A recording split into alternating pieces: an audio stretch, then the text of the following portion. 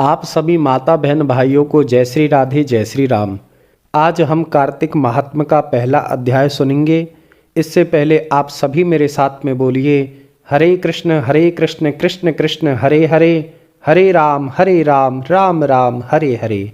आइए कार्तिक महात्म्य का पहला अध्याय सुनते हैं। नैमिषारण्य तीर्थ में श्री सूत जी ने 88,000 सौनकादिक ऋषियों से कहा, अब मैं आपको कार्तिक मास की कथा विस्तार पूर्वक सुनाता हूँ, जिसका श्रवण करने से मनुष्य के सभी पाप नष्ट हो जाते हैं और अंत समय में बैकुंठ धाम की प्राप्ति होती है।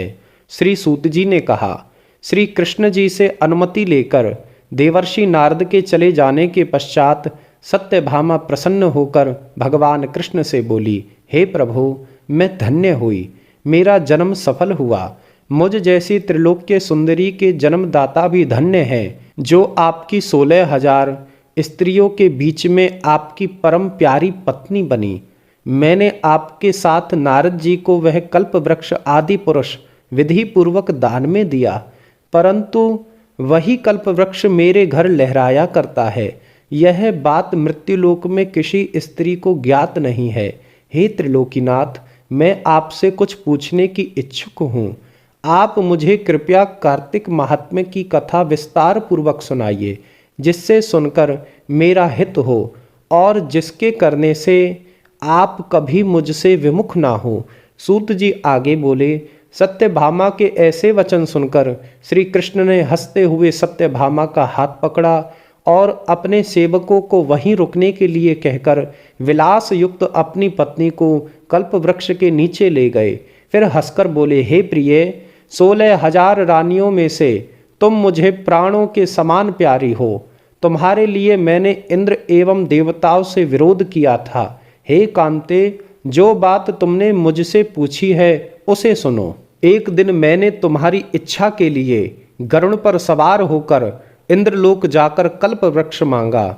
इंद्र द्वारा मना किए जाने पर इंद्र एवं गरुड़ में घोर संग्राम हुआ और गोलोक में भी गरुड़ जी और गौओं में भी युद्ध हुआ।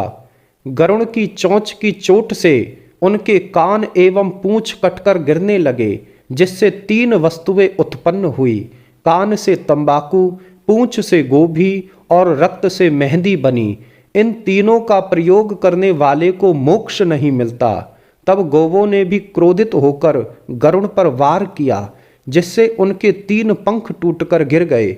इनके पहले पंख से नीलकंठ, दूसरे पंख से मोर और तीसरे पंख से चकवा चकवी उत्पन्न हुए। हे प्रिय, इन तीनों का दर्शन करने मात्र से ही शुभ फल प्राप्त होता है। यह सुनकर सत्यभामा ने कहा, हे प्रभु, कृपया मुझे मेरे पूर्व जन्म के विषय में बतलाइए कि मैंने पूर्व जन्म में कौन कौन से दान व्रत जाप नहीं किए हैं। मेरा स्वभाव कैसा था, मेरे जन्मदाता कौन थे और मुझे मृत्युलोक में जन्म क्यों लेना पड़ा।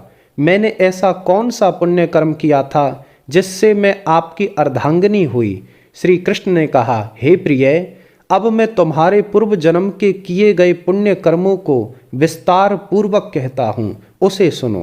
पूर्व जन्म में सतयुग के अंत में मायापुरी में अग्नि गोत्र में वेद वेदांत का ज्ञाता देव शर्मा नामक एक ब्राह्मण निवास करता था। वह प्रतिदिन अतिथियों की सेवा, हवन और सूर्य भगवान की पूजा किया करता था। वह सूर्य के समान तेजस्वी था। वृद्धा अवस्था में उसे गुणवती नामक कन्या की प्राप्ति हुई। उस पुत्रहीन ब्राह्मण ने अपनी कन्या का विवाह अपने ही चंद्र नामक शिष्य के साथ कर दिया। वह चंद्र को अपने पुत्र के समान मानता था और चंद्र भी उसे अपने पिता की भांति सम्मान देता था। एक दिन वह दोनों कुश व समिधा के लिए जंगल में गए। जब वह हिमालय की तलहटी में भ्रमण कर रहे थे, तब उन्हें एक राक्षस आता हुआ दिखाई दिया। उस राक्षस को देखकर भय के कारण उनके अंग शिथिल हो गए और वे वहां से भागने में भी असमर्थ हो गए। तब उस काल के समान राक्षस ने उन दोनों को मार डाला। क्योंकि वह धर्मात्मा थे, इसलिए मेरे पार्षद उन्हें मेरे बैकुंठ धाम में मेरे पास ले आए।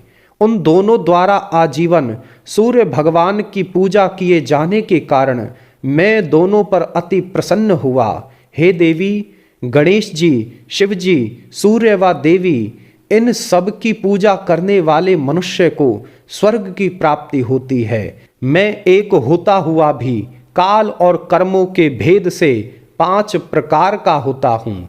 जैसे एक देवदत्त पिता, भ्राता आदि के नामों से पुकारा जाता है, जब वे दोनों विमान पर आरूढ़ होकर सूर्य के समान तेजस्वी स्वरूपवान चंदन की माला धारण किए हुए मेरे भवन में आए तो वे दिव्य भोगों को भोगने लगे।